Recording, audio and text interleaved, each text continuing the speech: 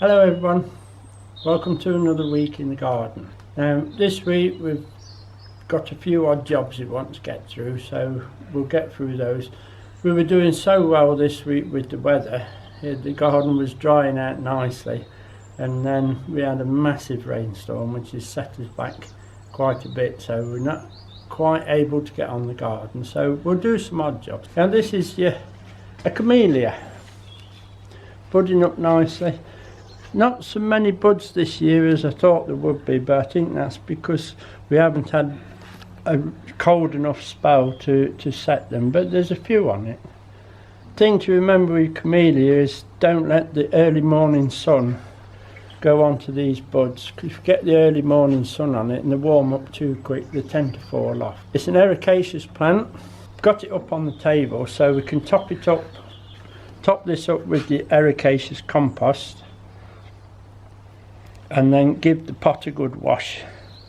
I'll show you the compost is just straight acacious compost, and I've put a little bit of miniature bark in there just to open it a little bit, and then we're just going to top this up.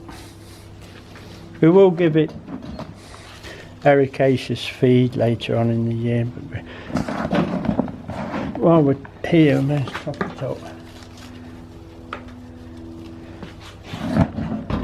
A little bit messy, but we'll be alright.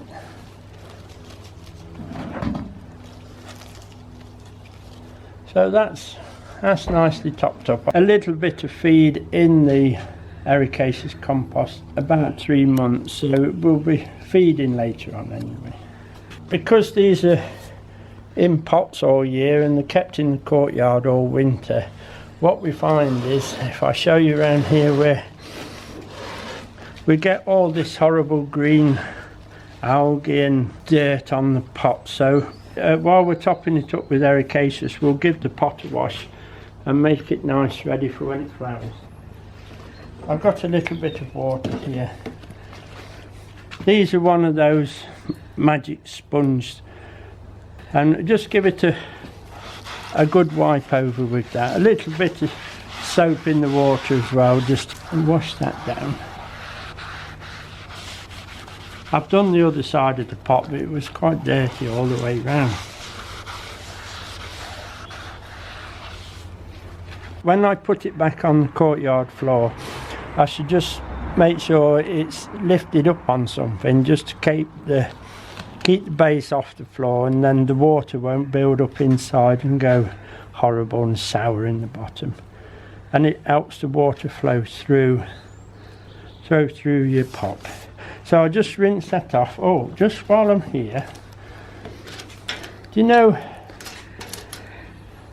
all your labels that you have used, and they all seem to pile up, and some people use wire wool and blaze to scrape them off. Well, while you've got one of these magic sponge things, if you just give them a rub,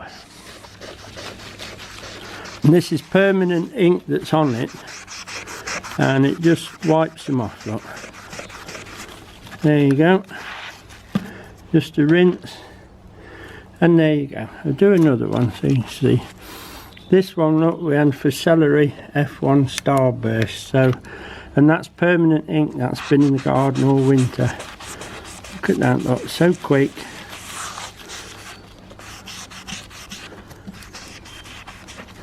And just give it a rinse, and they're ready to go again. Okay,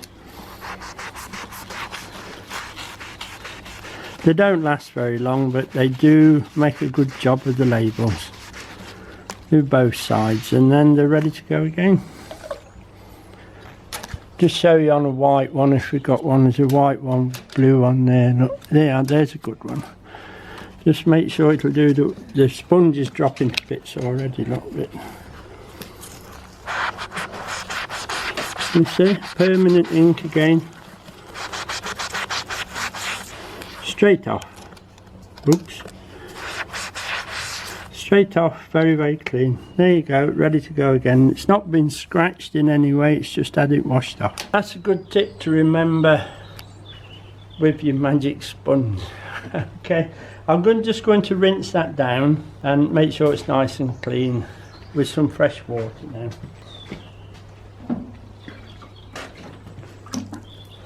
So we've made quite a mess on the courtyard floor, but I'm sure we'll be forgiven. There you are. If I just turn it round and show you it now. That looks a lot better, doesn't it, to flower and be ready for spring. Well, we've got the ericaceous mix in the wheelbarrow. I thought we'd take it round and give that pieris a mulch while we're up here, and then we'll go down to the shed and do a bit of potting, okay? But that's that done fine.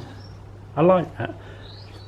Remember, keep it out the early morning sun, it'll be no problem.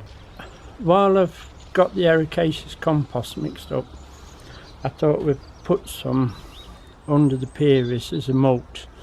So I brought it round and we'll do that while we're up at this end of the garden, and then we'll go down. So let's get on with it.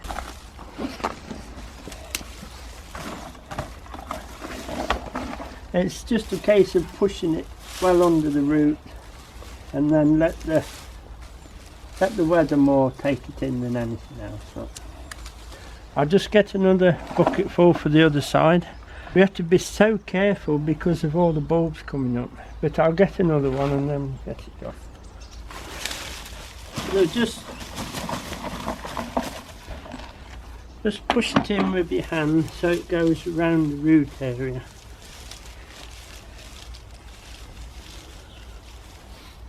And that's about it for the pieris.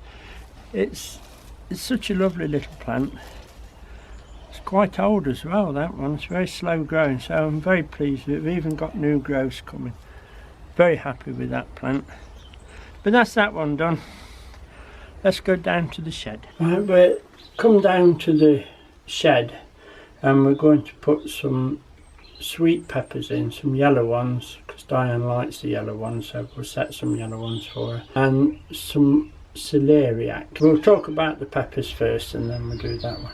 Now the peppers, the compost for peppers, they like a 5.5 to 7. Now I've checked the potting compost that we was using and that was just over 7. So what I've done, I've added some peat to the potting compost and took another reading and it's at 6. So 6 will do fine for the peppers that like to be a little bit on the acid side, okay? The other thing to say is these both will germinate at very high temperatures, so I'm going to have to take them up to the house. No good in a cold greenhouse. You really need some good heat for peppers and for celeriac, okay? I got these from Brown's. There's 50 seeds in here. Now there's no way do I want 50 yellow peppers, although I wouldn't have the room to put them in, so I'm just going to put a fine scattering on. Don't need a lot. When they decide, oh here they come, I don't need a lot.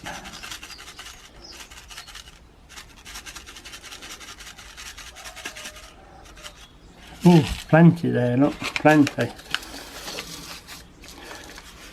Make sure you seal the tops up well. You don't want any damp to get in there while we're having them out. We'll just part those two there a little bit, look. Give them a little bit more room. Not that far. There you go.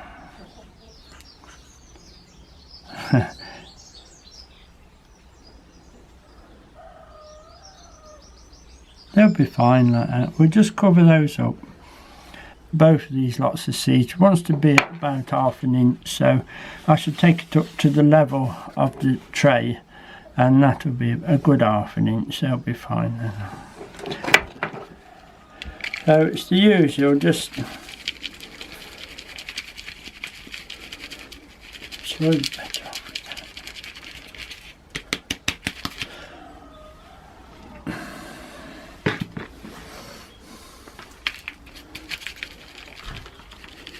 Just put the the top on. This stops you getting any of these hard lumps in the top that won't you won't let them germinate. You won't let the little seeds pass them by. It'd be perfectly alright for the bottom, but not for, I think the sieve's perhaps a little bit fine, but it'll be alright. Let's have a look. Let's just level off and have a look.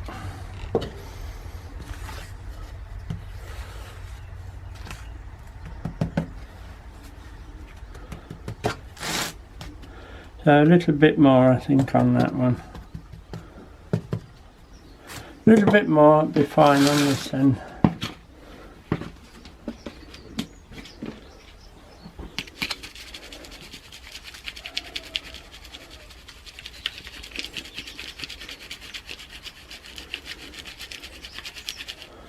That'll be fine now.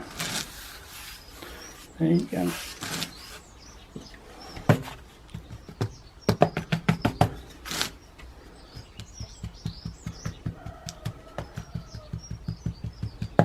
Not too firm, remember.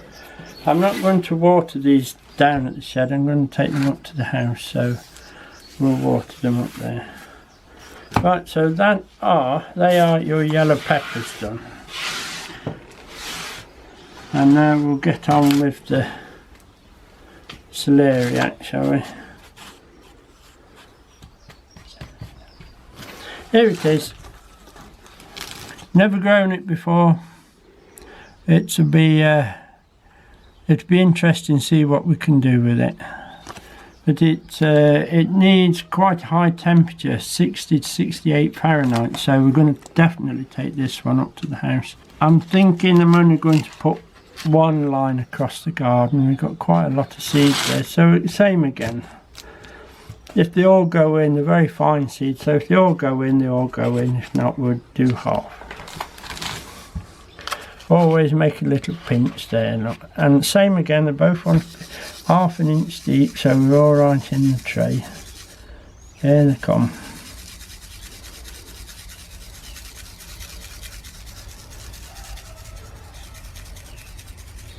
There'll be enough there for one row across the garden, I know.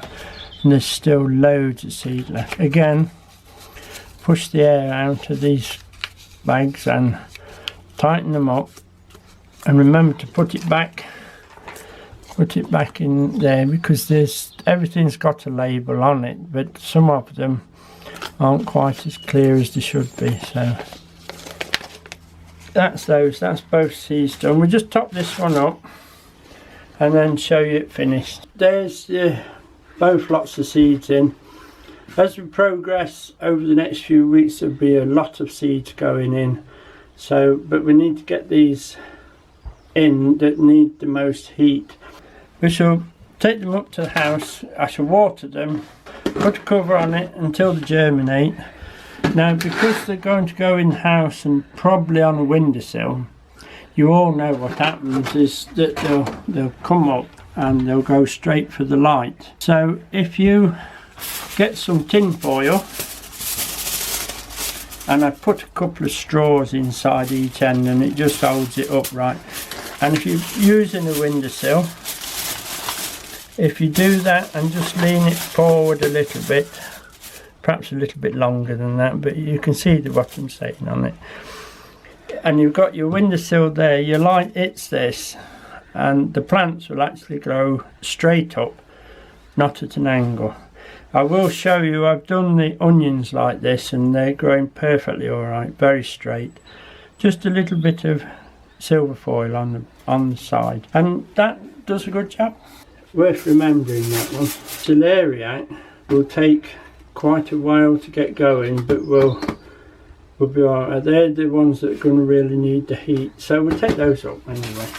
Right, we'll go round to the blueberries, because while I was doing the ericaceous, I made some ericaceous compost to top the blueberries up. If you can remember, when we did the blueberries, the pH was on the borderline, so I've mixed up some more ericaceous that I actually bought for the other jobs. So I've mixed them up with that, and I've checked the pH on that, and that is 5. So that will drop the blueberry pH down a little as well. So we'll top those up with that, and then we'll see if we can get some potassium or something onto these apple trees. Okay, this is the ericaceous compost I'm going to top dress these blueberries with.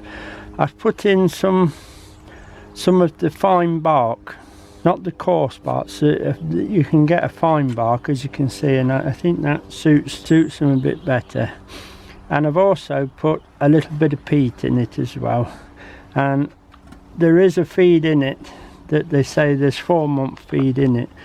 It's a Westland ericaceous compost. It's very good. Right, so I'll get these topped up, and hopefully it'll drop that pH a little bit more, and we'll check it next week and make sure it is. Right, same as any, just top it up.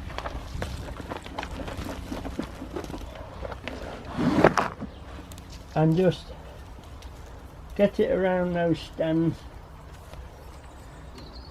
Work it down. I think you'll find the rain will do a lot of the washing in for us. Can you take it?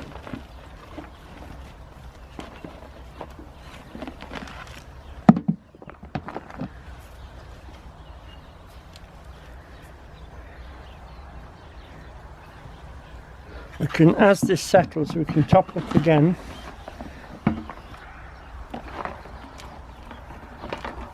But I think it's more important to get that pH down than topping up with compost. We'll keep going. A little bit more.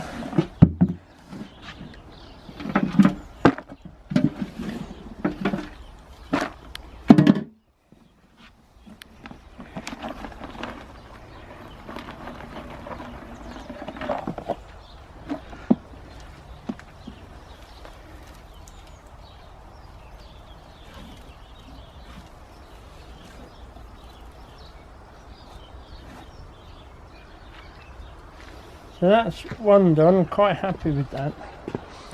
The ground is so wet, I'm actually standing on a plank and sinking as well. This one we put the mulch of the Christmas trees, etc. on. So now I'm going to mulch straight on top of that. So same again.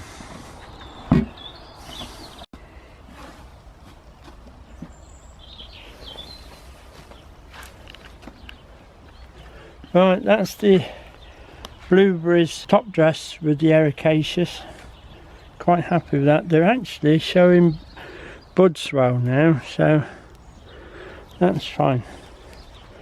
No feed yet or anything like that. There is a little bit of feed, as I said, in that ericaceous compost. So we'll leave them like that for a week. Hopefully it'll rain on them anyway, and then we'll take another deep pH into the root zone and see what we've got then. So I'll now get this tidied up.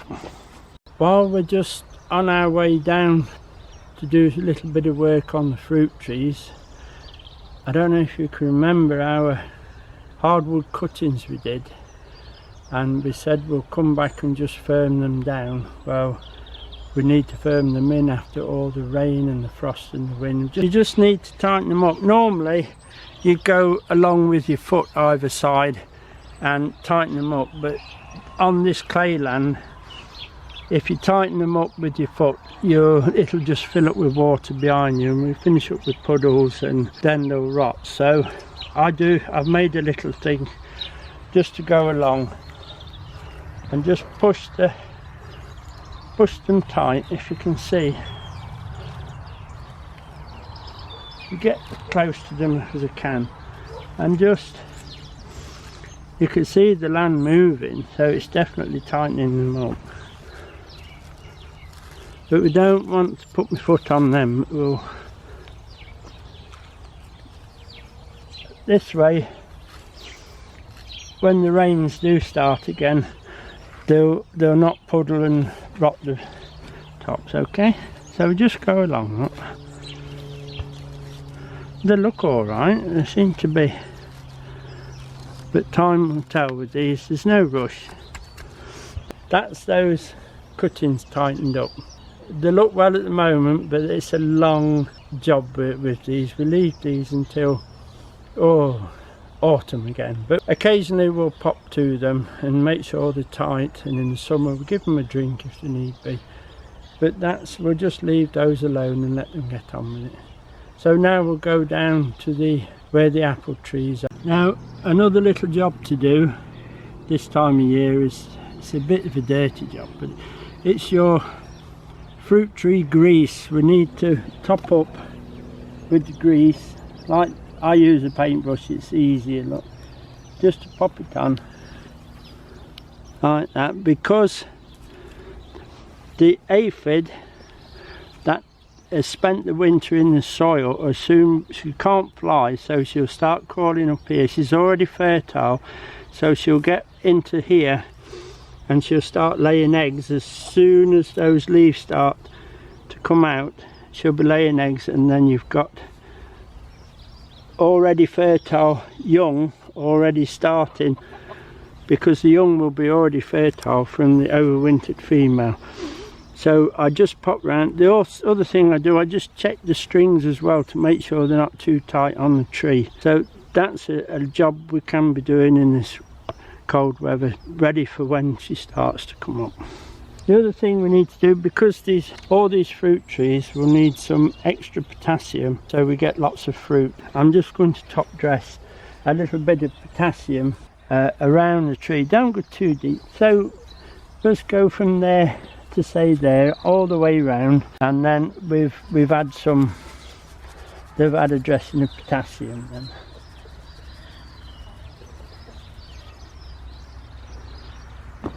You see, I should go right round the tree. I should do it now and then show you the finished thing. Right, that's the grease band. Has had some new grease on, and we put a dressing of potassium around the tree, so that's fine now. I'll just have to get the coarse rake and rake this area, make it nice and tidy again. Let the rain wash it in, it'll be fine. Potassium feed we've just given it will actually help to make more fruit.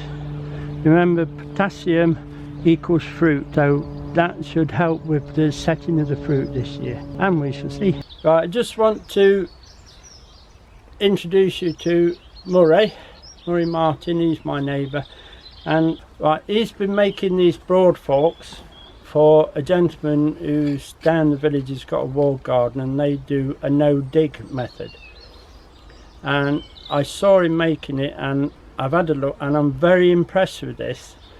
Now there's a lot of people out there who don't do digging like I do digging. They use the no dig system, and I think you ought to see this. This is quite good. So I'm going to let Murray show you what he's up to and what he's done, and over to you, Murray. Thank you. Thanks, Cliff.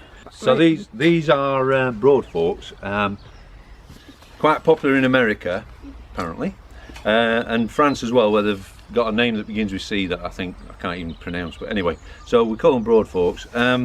This is my interpretation of it. So it's what I would call rustic engineering.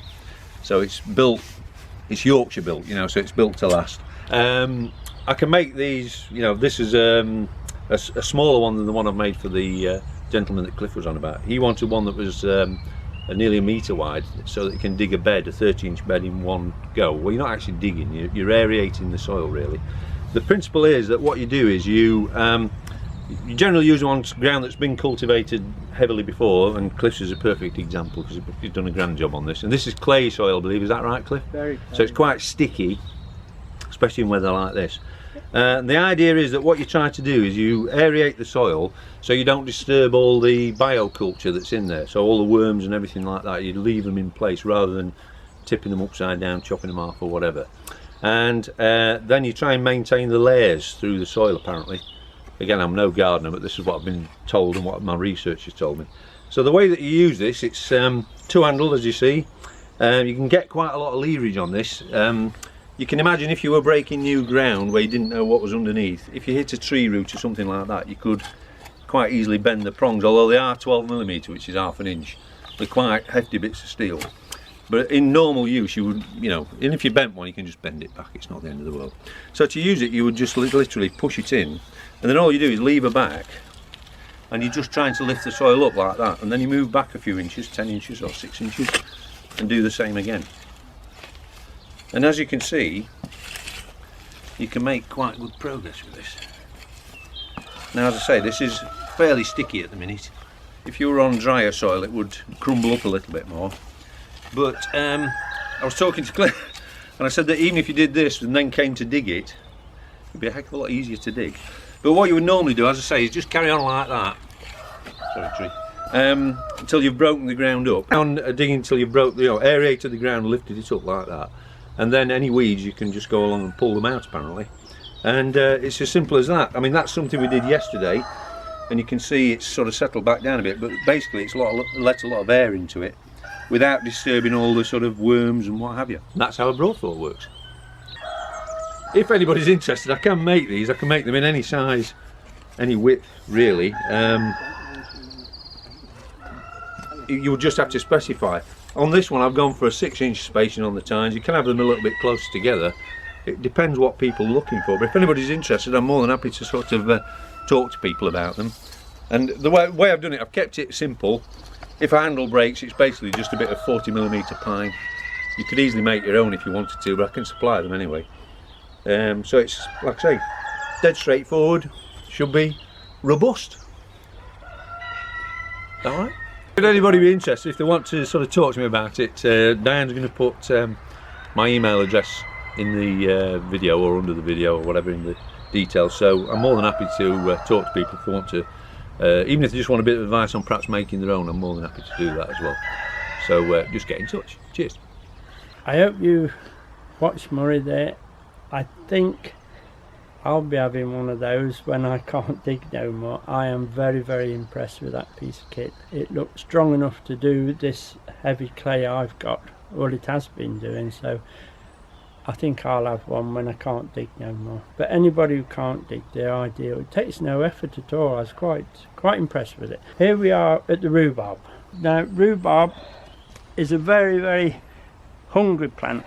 It should last in the garden for up to 20 years. So you can see all the crowns developing. Try not to put any manure or compost on the crowns. Try and keep your crowns clear, or they will rot. But it does like a lot of nitrogen. So I'm going to put some. I have this little square. This is the area of no dig. We don't dig any nearer than that, so I'm just going to scatter the nitrogen fertiliser around it. We'll go between the two. These are very, very heavy feeders, so they can have all this bottle. Let the rain wash it in, they'll be fine. Like we have potassium for the fruit trees and all the fruit bushes. Rhubarb, cabbage plants, etc. They're all high nitrogen feeders, so you need to give them a dressing this time of year and let it wash in. It'll be fine. And then we'll have some excellent rhubarb. Try not to, when you put in manure etc. on it, try not to cover these crowns, because if they get too much manure on them, they will rot. So they're fine. Look, they're all coming up beautifully. Look at that one there, looks lovely. That's a rhubarb crumble coming up. We'll like that. Right, we're just coming up and going past the soft fruit. I should be doing the same with the potassium feed around all the fruit. It's just I can do that one, but I can't do the others. I can't walk on it yet. And the other thing to watch with the, especially soft fruit, the currants, and not quite the gooseberries because they're not so far on yet. But if you notice, we're getting buds swelling up now. The buds are beginning to swell, as you can see now. Some years, I don't know whether it'll happen this year, but the birds take to picking those buds off as they start to swell. So if they start picking at them, we'll have to quickly get the net onto the cage. I know I've still got a bit of work to do on it, but we'll have to get the net on them. They seem all right at the moment, but that'll be about it for this week. We've had 1 or 2 little jobs. I hope it's been useful. Hopefully we'll dry up a little bit next week, and also we can get on with planting some of the other seeds next week. And so now remember about Murray's fork, very good piece of kit, and hopefully I'll see you next week then. Alright, bye now.